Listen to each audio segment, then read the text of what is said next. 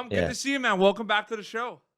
Good to see you too. Thank you for having me. Season 2 always interests me because clean slate for season 1. You've never played Billy Kid before. You're kind of trying to figure out everything. You're testing the waters. What's that like from an acting, filmmaking perspective?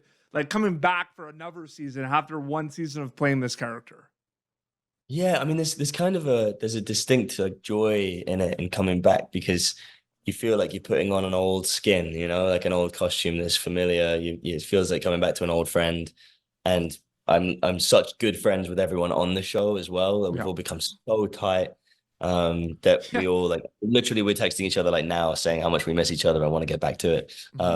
So it's a real tight knit group, and I think that shows on screen. You can see the kind of the energy there. Oh, all the behind the scenes. I see all the crew, all the Instagram on the horses. I see all. Yeah.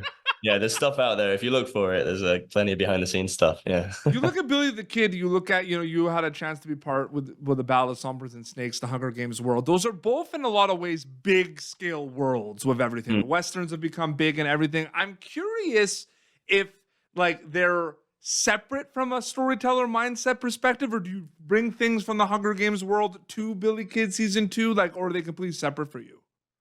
They are completely separate in the sense that like I think of them as distinct characters and distinct worlds. But obviously you can't help but learn from one and bring to another in terms of like technique and you know, how you handle yourself in preparation and all that sort of thing. I think the real difference between the first season and this season in terms of that was I shot the Hunger Games, Ballad of Songbirds and Snakes in the middle of these 2 seasons because we took a year off. So I was able to go do that. And that like it was just the biggest thing I'd ever done. And it was such a big world. It was a big film to kind of carry. And I learned that I was able to do that, I guess, to a certain degree. And then I came back to Billy and I felt a bit more calm and a bit more playful, less in my head, less judgmental of my own performance, which was nice. And also I realized how good I had it. Like I was like, how great to come back to a show where everyone gets along so well and the writing fun and to ride a horse every day. It's just like being able to do that, take a year off, go and do a film, and then come back and do this. It's like such a dream. It's perfect. Different worlds and different hairstyles too, right? Just a little bit, eh? Yeah, basically what I'm looking for in my career is to like keep changing up the hair every time I do a job. Do you miss any component of the hair during the Hunger Games? The shortness of it or the blonde aspect of it? Can we see that come back in some way? Yeah, I mean, the last film I just shot, I finished a month ago. I had another buzz cut, but this time it was a brown buzz cut. So yeah, I'm keeping people on their toes.